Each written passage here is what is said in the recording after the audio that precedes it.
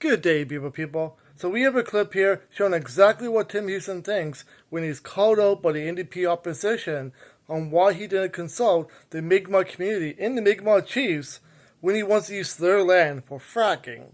Though he did find the time to talk to the mining executives during all this.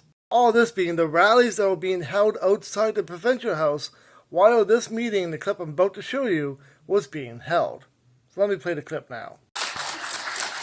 About collaboration. Yesterday, the Assembly of Nova Scotia Mi'kmaq Chiefs sent a letter to the Premier, which read in part, "Last week's sweeping legislative proposal is another example of the provincial government choosing not to engage or consult with the Mi'kmaq of Nova Scotia prior to introducing significant changes in the mining sector."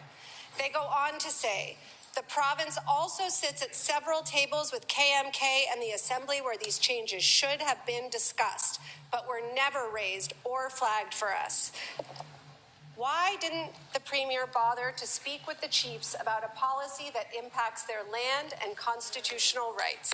I have great respect for our First Nations leaders, tremendous respect. We'll be meeting with them later this week, the Minister and myself, to talk about some of these issues, Madam Speaker. But I understand the realities of the world, the situation we're facing right now with these Trump's tariffs, the tax, the president's actions. They're designed to hurt our people. They're designed to hurt our country, and we need to respond to that. We will consult as projects arise. There will be extensive consultation, but Madam Speaker, there are forces beyond our control that require urgent action, and we are responding to them to support all Nova Scotians, and we will continue to do that. We'll work with our wonderful First Nations partners on that too. This is not about the courtesy of conversation. This is about respecting a constitutional right to consult. It is concerning that this government did not take their constitutional requirement to consult Indigenous rights holders seriously in this rush to legislate. Their letter made that clear. Mi'kmaq rights holders were also among the hundreds of people gathered outside today, along with doctors, environmentalists, property owners, rural Nova Scotians, and everyday people who happen to disagree with this government's act first and ask later approach. Correct me if I'm wrong, did that not sound like Tim Houston claimed that even if he were to consult with the Mi'kmaq community about using their land, he was going to go ahead and do it anyways?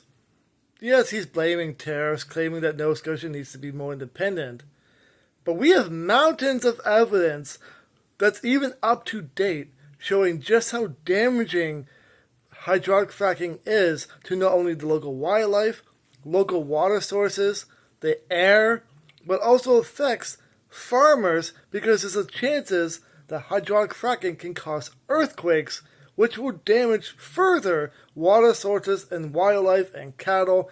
The list can go on. But when Tim Houston claims he speaks to Nova Scotians and listens to Nova Scotians, there's only a select few that he's actually listening to. But that's my thoughts on the matter. I'm very curious to know what are your thoughts about his response when it comes to his lack of consultation to the Mi'kmaq community. Tell me your thoughts in the comments down below.